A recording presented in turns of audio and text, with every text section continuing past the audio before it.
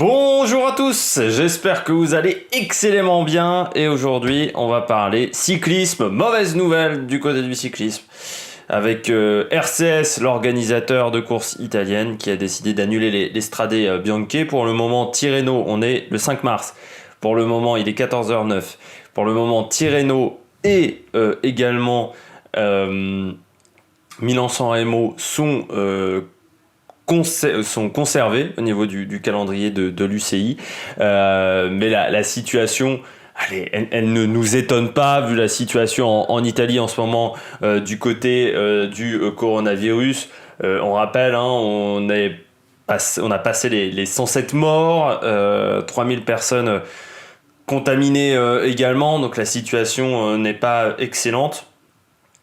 Et surtout, le souci du cyclisme, c'est contrairement au football, on ne peut pas faire vraiment du cyclisme à huis clos.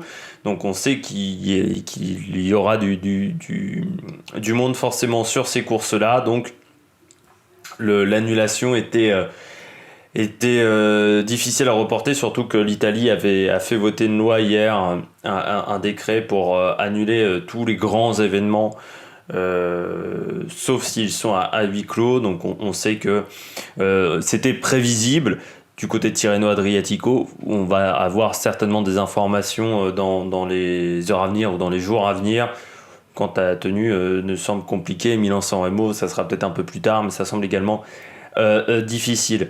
De toute façon, de nombreuses équipes avaient dit qu'elles n'allaient pas participer, mais on reviendra là-dessus en fin de vidéo.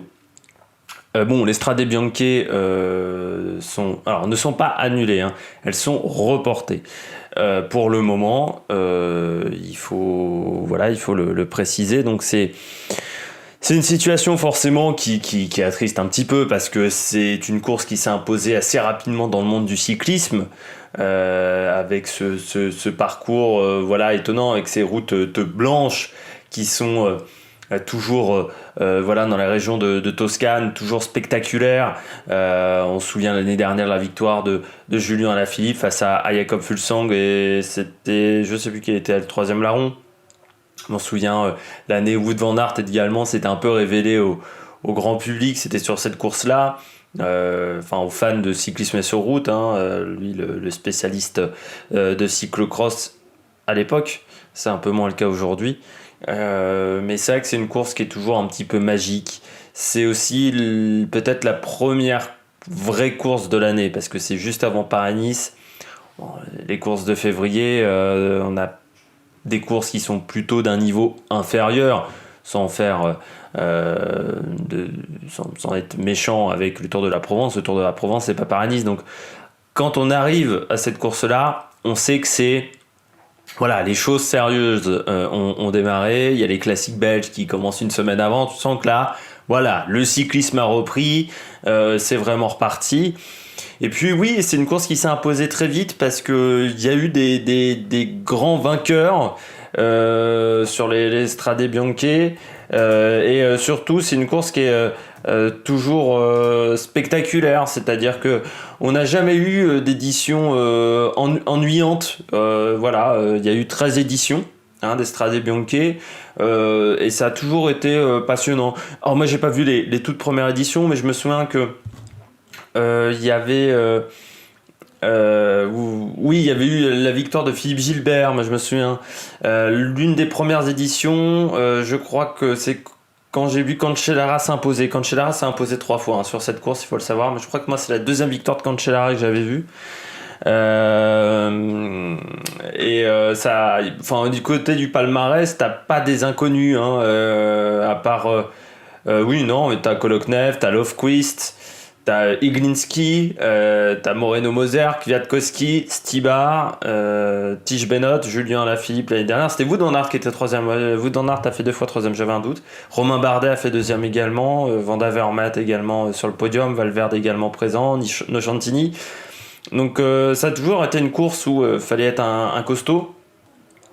Et une course pas facile avec des routes, il y a un petit côté classique du mois d'avril, d'Ardennaise, mélangé à un petit côté Paris-Roubaix quand même avec ses routes blanches. Enfin, c'est une course qui est magique, et c'est vrai que ces dernières années elle a vraiment pris du galon, vraiment, et c'est c'est vraiment l'une des courses les plus difficiles.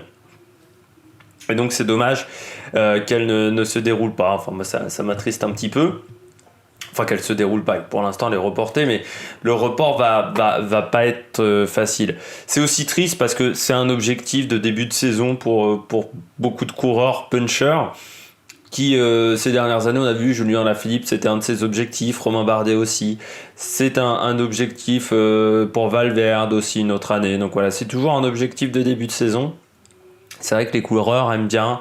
Voilà, le mec qui remporte souvent cette course-là fait derrière quand même souvent une bonne saison, donc c'est toujours un peu dommage quand voilà, c'est un objectif du calendrier qu'on ne peut pas le réaliser pour les coureurs cyclistes, c'est toujours une déception.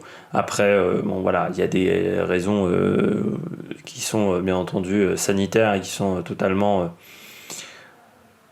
valables. De toute façon, j'ai fait une vidéo, hein, si vous voulez voir sur le coronavirus et les conséquences qu'on pourrait avoir dans le cyclisme.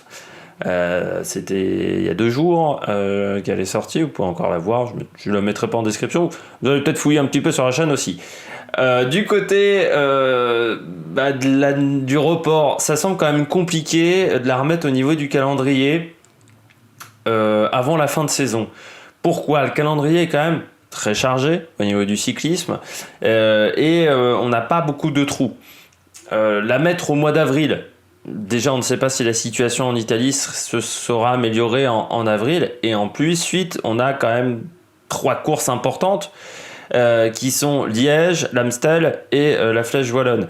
Donc la caler la semaine d'après, oui, mais en fait, très vite, on se retrouve au départ du Giro. Donc voilà, si on veut avoir des punchers, un plateau de qualité, c'est compliqué, en sachant que les équipes cyclistes ont déjà préparé l'intégralité de leur saison, donc elles savent où elles vont courir. Ça se fait en hiver, donc ça veut dire qu'un report, ça peut être compliqué pour avoir toutes les équipes voir le tour, tout simplement, qu'il n'y ait pas d'annulation, parce qu'on a un calendrier qui est blindé, et quand vous êtes présent sur 3 courses le même jour, c'est compliqué d'aller sur une 4e. Les effectifs sont pas extensibles non plus. Voilà, une équipe cycliste, encore une fois, c'est entre 25-30 coureurs. Donc voilà, une course c'est 7 ou 8 coureurs. Hein. Les grands tours c'est 8, les courses comme celle-là, les classiques c'est 7. Mais bon, les effectifs sont pas extensibles, donc c'est pas toujours facile pour trouver. Moi j'ai octobre. Parce qu'il y a après le Tour de Lombardie, je pense qu'en juillet, c'est compliqué, il y a le Tour de France. Ensuite, il y a la Classica San Sebastian le samedi d'après, donc c'est compliqué. En août, vous avez les Néco-Tours, le Tour de Pologne, qui est fin juillet, début août. Vous avez les classiques québécoises, donc canadiennes, mais québécoises, Montréal et Québec. Et puis beaucoup de courses aux États-Unis, voilà, donc c'est un peu compliqué. Septembre. Est-ce qu'on aura une bonne visibilité ? En plus, il y a la Vuelta qui se déroule fin août, début septembre. Donc là aussi, c'est compliqué de trouver des coureurs de bon niveau. Et on a quand même la Bretagne classique également début septembre. Donc voilà, le calendrier est comme il est. Pourquoi octobre ? Parce que vous avez le Tour de Lombardie le samedi, et que si on mettait cette course-là le samedi d'après, c'est totalement jouable. Ou le samedi d'avant, pas sûr, non, parce que le samedi d'avant il y a les championnats du monde, donc le samedi d'après c'est totalement jouable d'allonger un peu la saison d'une semaine le samedi, et en sachant qu'il y a de toute façon le chrono des nations qui a lieu le dimanche, normalement, qui aurait lieu donc le dimanche de cette course, donc c'est totalement plausible. De toute façon, il faudrait mieux, parce que sinon, du côté d'RCS, ça va être compliqué. RCS, c'est l'organisateur. Et s'il est obligé d'annuler cette course-là, plus Tirreno, plus Milan-San Remo, au niveau financier, ça va être important. Il va falloir rembourser les équipes, peut-être donner de l'argent à l'UCI, surtout rembourser les diffuseurs. C'est là où ça va être compliqué, parce que pourquoi rembourser les diffuseurs ? Parce que le contrat en fait ne sera pas respecté. En fait, un contrat de diffusion, on a un nombre de jours de course. Un nombre de courses, c'est-à-dire que quand la chaîne L'équipe a acheté un contrat à RCS pour les droits de diffusion, ils ont acheté le contrat pour le Giro, mais également pour toutes ces courses-là. Et s'il en manque une, ce contrat n'étant pas respecté, le contrat est cassé, donc il faut rembourser une partie du contrat. Donc RCA sera obligé de rembourser le contrat. Ce qui est quand même très inquiétant, c'est que Tirreno, si c'est annulé, ça veut dire 7 jours de course. Plus celle-là, ça fait 8. Milan-San Remo, ça fera 9. On ne pourra pas caler 3 courses. On va caler 3 courses dans le calendrier, donc il faudra faire des choix. Et ça peut être vraiment... il y aura forcément des annulations, et pour RCS, ça aura un coût financier. On va faire un petit point de toute façon sur Tirreno, parce que Tirreno est quand même menacé. Beaucoup d'équipes seront absentes de Tirreno Adriatico. Voilà, sur le site de l'équipe, on a Education First, donc EF, Groupama, AG2R, Astana, Mitchelton Scott, Ineos avec la mort de Nicolas Portal, mais aussi le coronavirus, il n'y a pas que la mort de Nicolas Portal. Donc ça veut dire qu'on a déjà 1, 2, 3, 4, 5, 6 équipes en moins. C'est-à-dire qu'on a quasiment un tiers des équipes World Tour qui ne seront pas présentes sur cette course-là. Pour le moment, on est le 5 mars. Ça peut encore bouger. Du côté de Milan-San Remo, les mêmes. Sans Ineos pour le moment. Voilà, mais et sans Groupama non plus. Mais à voir, parce que comme Groupama c'est Arnaud Démare, et que pour l'instant Arnaud Démare est coincé toujours du côté d'Abu Dhabi, la situation n'a pas vraiment évolué. On sait qu'il y a 6 cas désormais, mais pour l'instant la situation n'évolue pas. Toujours pas de prise de conscience de la part de Roxana Maracineanu, qui avait dit que la situation s'améliorerait. Je vois pas où elle voit que la situation s'améliore, mais bon, elle fait partie du gouvernement, donc en ce moment on peut pas dire qu'ils comprennent vraiment ce qui se passe, j'ai l'impression, dans le pays, chez certains membres du gouvernement. Et puis ces petits moments politiques, dénonciation. Et puis du côté de David Lapartien, toujours aucune nouvelle non plus. Il communique plus, David Lapartien, sur sa page Twitter, vous pouvez regarder. Il n'y a plus aucun message, à part pour un colloque des courses anglaises, enfin des directeurs des courses anglaises, pour savoir du Tour du Yorkshire, je crois. Ils sont en ce moment en train de faire un colloque. Mais bon, là je pense qu'on s'en branle un petit peu de savoir que le Tour du Yorkshire fait un colloque. C'est plus intéressant de savoir quelle est la situation sur cette course-là. RCS non plus ne communique pas sur la situation autour de l'UAE. Or, normalement, c'est eux qui organisent la course. Mais vous connaissez ma passion pour les organisateurs italiens qui souvent organisent, ça organise avec les pieds, les courses italiennes, il faut le dire. C'est souvent pas top au niveau de la sécurité si vous comparez à ASO ou même aux courses belges. Quoique les courses belges, certaines c'est un peu compliqué, avec par exemple les voitures neutres qui sont pas toujours bien placées et qui sont pas toujours intelligentes. Il y a quelques coureurs cyclistes qui sont entrés dans des voitures neutres sur les courses belges, sur les classiques flandriennes. On n'a pas parlé de Paris-Nice, pour l'instant le parcours la course est toujours prévue au calendrier. Moi je vais commencer, la première vidéo sera samedi sur le parcours de Paris-Nice, on fera étape par étape, en sachant que je ne sais pas si je pourrais faire l'étape le matin, donc je pense que je ferai des blocs, c'est-à-dire je ferai les 3 premières étapes ensemble dans ma manière de tourner, et voilà, donc il n'y aura pas forcément les favoris, ça sera particulier, ce que je peux pas faire comme pour le Tour de France. Il y a beaucoup d'autres événements qui ont lieu également ce week-end et dans les jours à venir, donc ça va pas être facile. Et puis s'il y a Tirreno en même temps, vous savez, il y a les 2 courses en même temps, donc ça peut être un peu compliqué. Mais j'ai étudié le parcours de chaque étape, et je vous ferai donc une présentation de chaque étape du Paris-Nice comme du Tour de Tirreno Adriatico.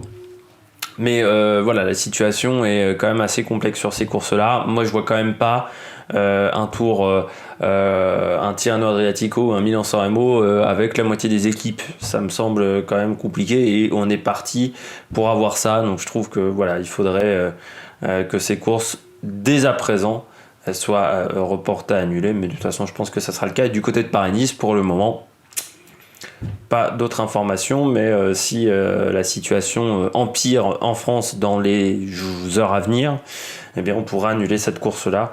Voilà, donc ça va être compliqué aussi au niveau du classement UCI.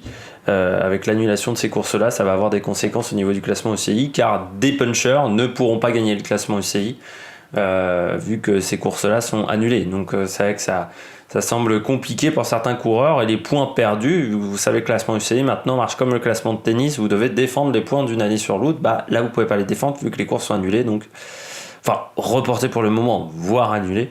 Je pense qu'il y aura des annulations de courses, donc ça semble un petit peu compliqué. Au niveau des vidéos coronavirus, on parlera sur la chaîne de la moto. Ça sera dans la journée, je vais l'enregistrer, donc ça sera publié certainement à la suite de cette vidéo-là ou demain.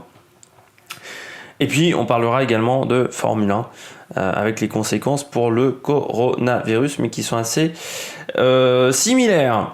J'espère que vous avez aimé cette vidéo. Nous, on se retrouve pour de nouvelles aventures. Si Paris-Nice est annulé ou avec Paris-Nice au niveau du cyclisme, n'hésitez pas à réagir dans les commentaires, n'hésitez pas à vous abonner. Et puis, on se retrouve pour de nouvelles aventures sur l'Amérique Production. Ciao, ciao!